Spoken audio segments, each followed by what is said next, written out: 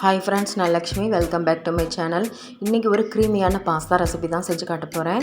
ரொம்ப சுவையாக இருக்கும். ஒரு 10 நிமிஷத்தில் நம்ம ரெடி பண்ணிடலாம். எப்படி செய்யலான்னு பார்க்குறதுக்கு முன்னாடி நம்மளோட KHQT சேனல் ரெசிபி சப்ஸ்கிரைப் பண்ணிக்கோங்க. பக்கத்தில் இருக்க பெல் ஐக்கானையும் கிளிக் பண்ணிக்கோங்க.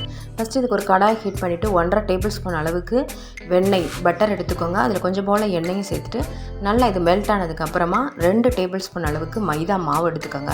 அதை நல்லா கட்டிகள் இல்லாமல் இந்த மாதிரி வறுத்து எடுத்துக்கோங்க. இப்போ இதில் இந்த ஒயிட் சாஸ் நம்ம ரெடி பண்ணுறதுக்கு 2 கப் அளவு பால் சேர்த்துருக்கேங்க. கிட்டத்தட்ட 1/4 லிட்டர் அளவுக்கு பால் நான் சேர்த்துருக்கேன்.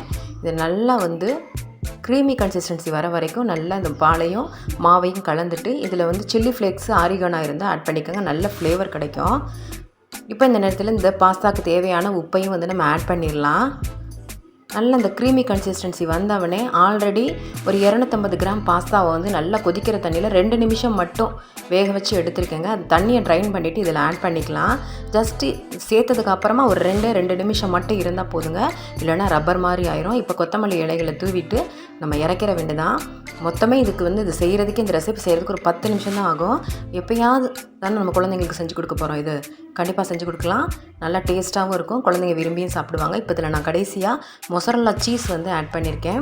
நல்லா இன்னும் க்ரீமி டெக்ஸ்சர் கிடைக்கிறதுக்காக அது சூப்பராக இருக்கும். இருந்தால் சேர்த்துக்கோங்க. நல்ல சுவையாகவும் இருக்கும்.